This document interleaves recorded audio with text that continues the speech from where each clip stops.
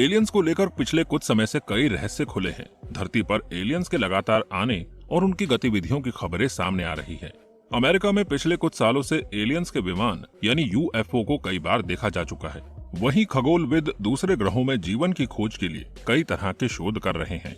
वहीं वैज्ञानिकों के इस विश्वास कि एलियन धरती से संपर्क कभी न कभी जरूर करेंगे।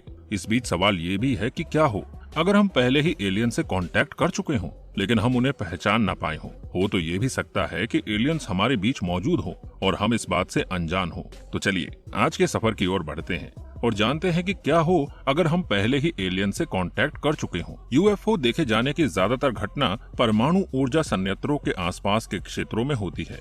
1940 के मध्य में 160 से भी अधिक बार परमाणु ऊर्जा संयंत्रों के आसपास अजीबोगरीब चीजों के होने की सूचना दी गई। ऐसी घटनाएं भी हैं जिसमें रहस्यमय तरीके से परमाणु ऊर्जा संयंत्रों के सिस्टम को फेल कर दिया गया था और उसी समय आसमान में यूएफओ होने का दावा भी किया गया था। क्या एलियंस भी परमाणु युद्ध नहीं होने देना चाहते हैं? आप अपनी राय कमेंट में जरूर बताइएगा। क्या होगा अगर एलियंस अचानक पृथ्वी पर हमला कर दे? क्या हम बिना किसी तैयारी के? यहाँ हमारा उद्देश्य आपको डराना बिल्कुल भी नहीं है, लेकिन ऐसा हो सकता है।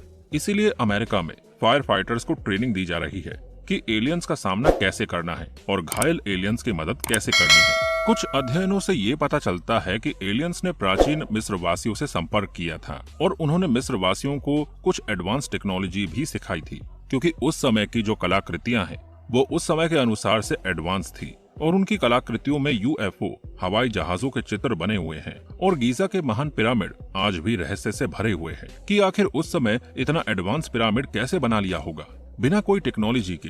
अगर एलियंस की बात ना की जाए तब क्या आप ये जानते हैं कि 1960 में पहली बार एलियन से संपर्क करने का प्रयास किया गया था। हालांकि ये प्रयास सफल नहीं हो पाया था। खगोलविद फ्रैंक ड्रेक ने एलियन से संपर्क करने का प्रयास किया था। उन्होंने वेस्ट वर्जीनिया में नेशनल रेडियो एस्ट्रोनॉमी ऑब्जर्वेटरी में 85 फुट के रेडियो डिश का उपयोग किया था ताकि हमारे पास के सूर्य जैसे दो तारों से सिग्नल का पता लगाया जा सके, लेकिन वो असफल रहा।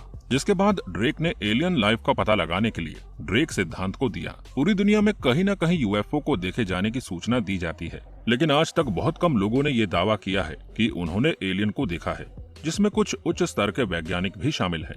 आखिर एलियंस खुलकर सामने क्यों नहीं आना चाहते हैं? इसका जवाब किसी के पास नहीं है। एलियंस हमेशा से ही रहस्य में बने हुए हैं। संयुक्त राज्य सरकार के पास अपनी एक यूएफओ टास्क फोर्स थी। प्रोजेक्ट ब्लू बुक में संयुक्त राज्य वायुसेना द्वारा यूएफओ पर व्यवस्थित अध्ययन था। 1947 से 1969 तक प्रोजेक्ट ब्लू बुक में हर एक यूएफओ देखे जाने वाले दावों पर जांच की गई कि क्या ये घटनाएं राष्ट्रीय सुरक्षा के लिए खतरा हो सकती है या नहीं, जिसमें लगभग 12,618 में से अधिकांश घटनाओं को मौसम संबंधी घटना बताया गया। लेकिन सरकार ये मानती है कि गहन जांच करने के बावजूद भी टास्क फोर्स द्वारा लगभग 701 सूचनाओं को कभी हल ही नहीं किया जा सका।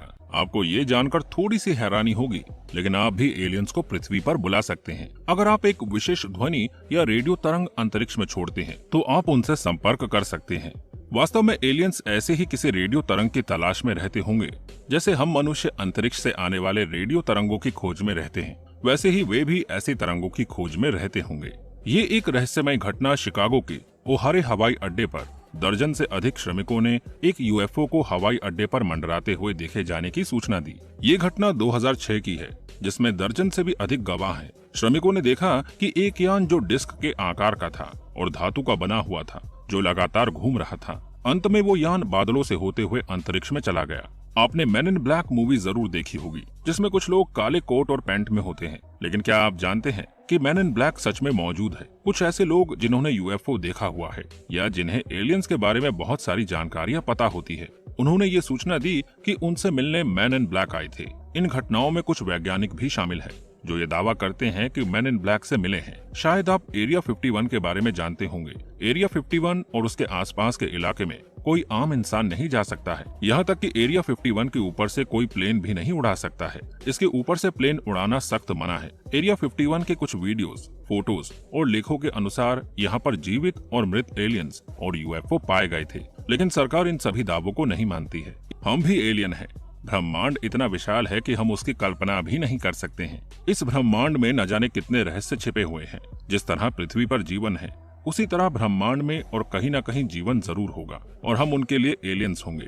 लेकिन आज तक जितने भी अध्ययन एलियन पर किए गए हैं उससे तो यही पता चलता है कि उन्होंने हमें ढूंढ लिया है और हमने भी उन्हें ढूंढना शुरू किया है। तो बेशक वे हमसे समय में आगे हो सकते हैं, ये हमारी इंडिविजुअल राय है। आपकी क्या राय है आप कमेंट में जरूर बताइएगा। हालांकि ब्रह्मांड में धरती के अलावा क्या दूसरे किसी ग्रह पर जीवन है? वैज्ञानिक सालों से इस चीज की तलाश कर रहे हैं।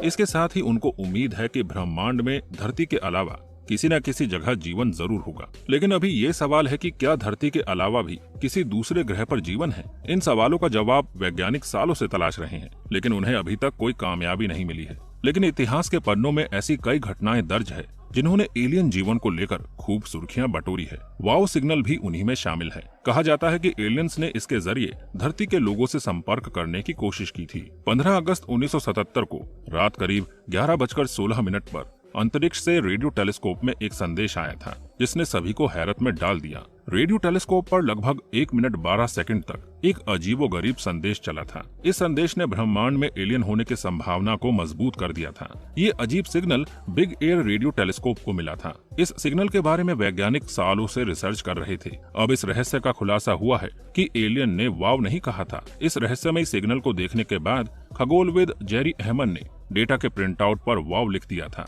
सिग्नल मिलने के बाद वैज्ञानिक बेहद खुश थे क्योंकि ये दूसरे सिग्नल से 20 गुना ज्यादा मजबूत था। माना जाता है कि the search for extra terrestrial intelligence यानी SETI द्वारा रिकॉर्ड किया गया ये सिग्नल अब तक सबसे बेहतर है। वैज्ञानिक मानते हैं कि ये रहस्यमय सिग्नल सूरज के आकार वाले तारे से ही आया था। साल 1977 में रेडियो टेलीस्कोप पर 72 सेकंड तक ये सिग्नल आया था। अब 45 साल बाद वैज्ञानिकों ने इसके स्रोत की खोज की है। ऐसा इसलिए हुआ क्योंकि कभी और ऐसा सिग्नल आया ही नहीं। तो दोस्तों उम्मीद करते हैं कि आपको हमारी ये वीडियो पसंद आई होगी। वैसे आप क्या कहना चाहेंगे इस बारे में? अपनी राय हमारे साथ जरूर शेयर कीजिएगा। तो मिलते हैं आपसे अगली वीडियो में। तब तक अपना ध्यान रखिए। Bye bye.